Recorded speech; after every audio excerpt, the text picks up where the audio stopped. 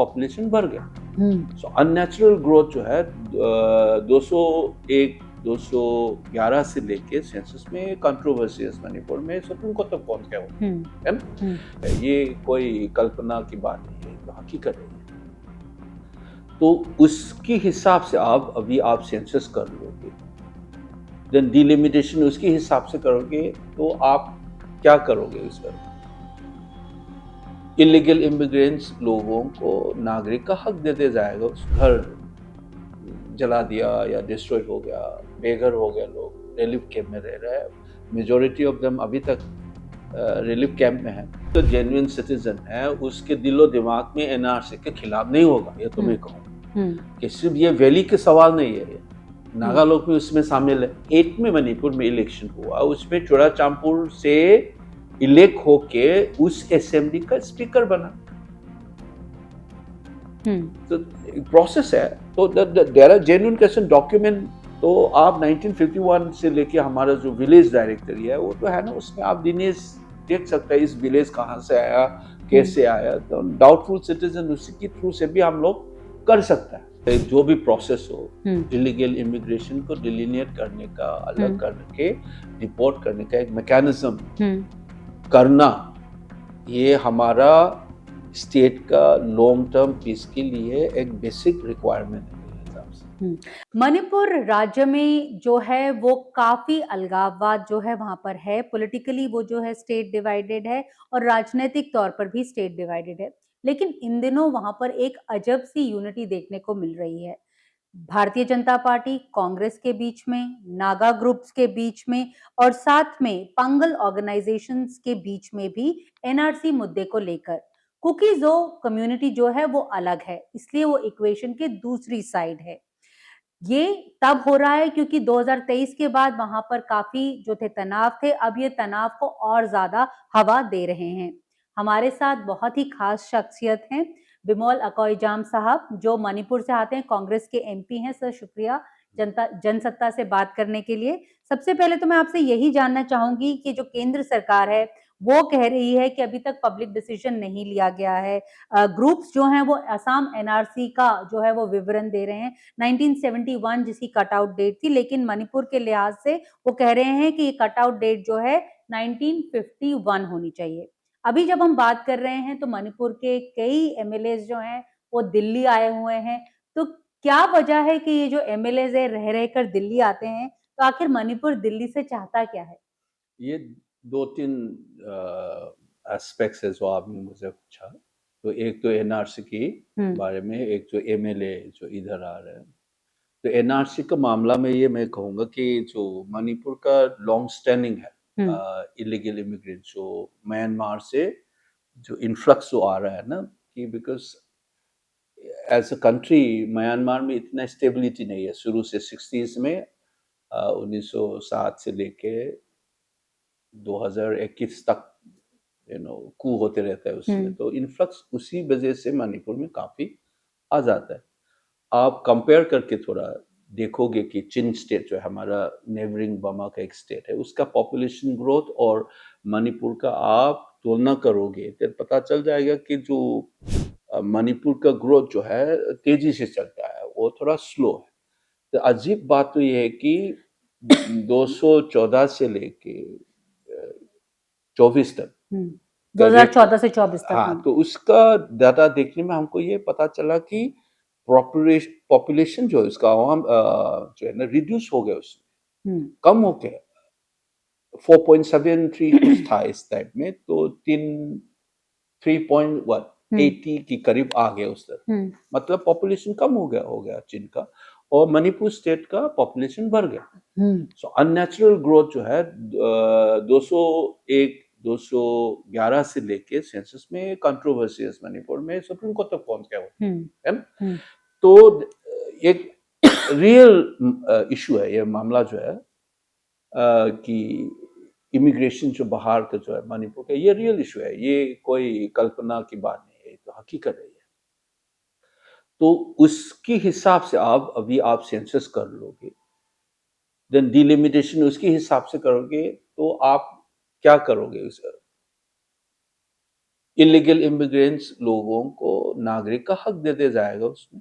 अब जस्टिफिकेशन के एक पैरामीटर्स बन जाएगा उसमें। तो ये हमारे लिए जेन्युइन सिटीजन्स के लिए ये बहुत कंसर्न है ना, ये डेंजरस। तो दूसरी बात है, आप जो अभी सेंसस कर रहे हैं, 10,000 से ज्यादा घर जला दिया या डिस्ट्रॉय हो गया, काफी गांव गायब है, मैं कंप्लीटली वाइप्ड आउट। तो आप उसमें हाउस लिस्टिंग के एक्सरसाइज जो सेंसस की पार्ट है, कैसे कर लोगे आप?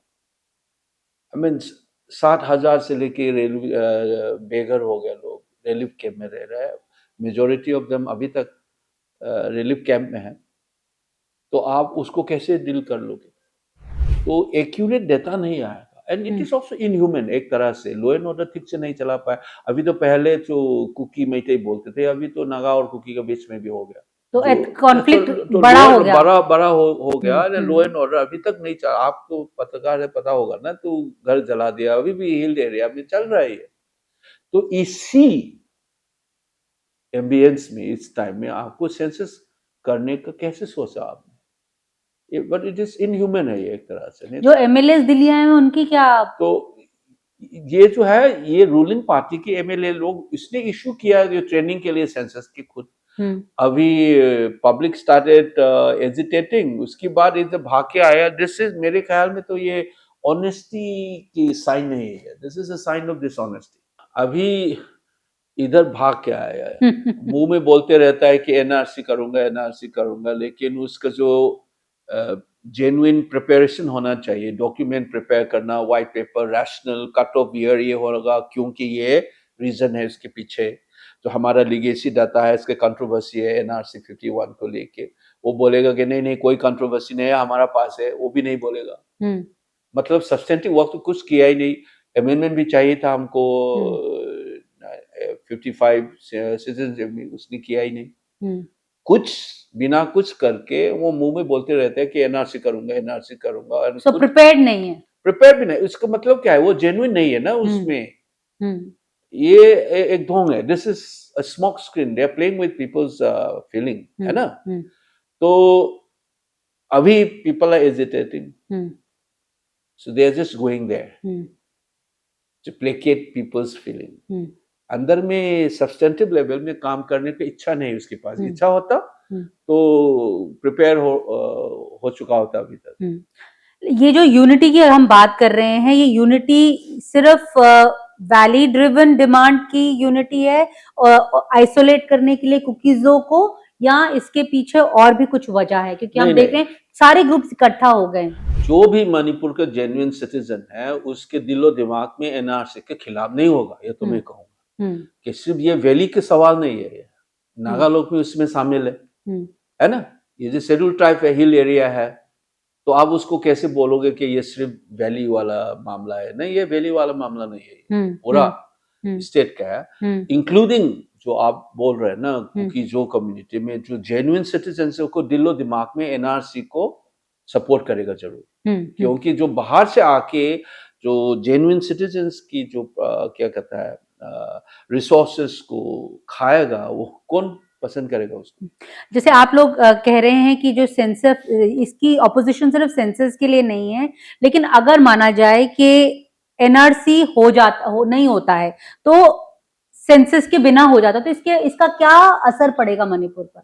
नहीं, जो आप जितना इलीगल इमिग्रेंट का जो इशू है, it's a fact, established fact है, इन मेनी डॉक्यूमेंटेड है ना। तो एक लोकल पॉपुलेशन में एब्जॉर्ब किया गया है, उसका रिपोर्ट है, वेयर में भी है।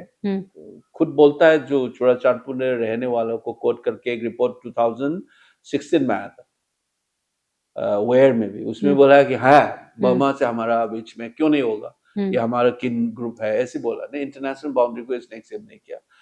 तो और एक एक्सरसाइज था, तो बायोमेट्रिक्स लिया गया था, उसमें दे डिस्कवर इलीगल इमिग्रेंट्स, उसको डेजिग्नेटेड कैंप में रहने के लिए बोला, नहीं हम विलेज में रहेगा, तो एब्जॉर्ब, उसके ऊपर वायलेंस भी हुआ था। So there are indications. तो इसीलिए आपको पहले प्रोसेस होना चाहिए कि इलीगल इमिग्रेंट्स को पहले निकाला गया they are not part of the census, क्योंकि डिलिमिटेशन उसके साथ कर लोगे लिंक, हाँ। देन प्रॉब्लम हो जाएगा उसके ऊपर। जो कुकीज़ के ऑर्गेनाइजेशन है वो कह रहे हैं कि 1951 कट ऑफ डेट होनी चाहिए, अगर हुई तो वो एक्सक्लूड कर लेगी उनकी हिल कम्युनिटीज को। आप उनकी इस कंसर्न को किस तरह से एक्सप्लेन करेंगे? एक तो है, देयर आर टू वेज, हम्म, जो नजरिया है उसके ऊपर। तो एक जो बोल रहा है ये ट्राइबल कार्ड है, हिल पीपल है, हिल पीपल एक्सक्लूड करोगे तो नागा क्यों सपोर्ट करेगा उसको? क्यों नागा सपोर्ट करे? नागा लोगों ने क्यों सपोर्ट किया उसको? है ना? तो ये ट्राइबल कार्ड प्ले करने के लिए, या हिल वैली वाला जो मामला है उसको कार्ड प्ले करने के लिए कोशिश किया गया है उसको। दूसरी बात है कि 1951 में 48 में मणिपुर में इलेक्शन हुआ, उसमें चुड़ाचामपुर से इलेक्ट होके उस असेंबली का स्पीकर बना। तो प्रोसेस है, तो there are genuine question, document में बेसिस होके जो कर सकता है, ये एक मामला है। दूसरा, नॉन डॉक्यूमेंट इंडिविजुअल के लिए विलेज डायरेक्टरी भी यूज कर सकता है ना। अभी 900 से ऊपर अनऑथोराइज्ड विलेजेस है, कहाँ से आ गए ये सब? तो आप 1951 से लेके हमारा जो विलेज डायरेक्टरी है वो तो है ना, उसमें आप दिनेश देख सकते हैं इस विलेज कहाँ से आया, कैसे आया। तो डाउटफुल सिटीजन उसी के थ्रू से भी हम लोग कर सकते हैं। मेरे पास सर वो चिट्ठियां भी हैं जो आपने भी केंद्रीय गृह मंत्री को लिखी है, एक पहले लिखी थी और एक अभी भी लिखी है। आप बोलते हैं, मतलब आप एक्यूज करते हैं सेंटर को कि जो केंद्र सरकार है वो मणिपुर को नॉन एंटिटी की तरह लेकर चलती है।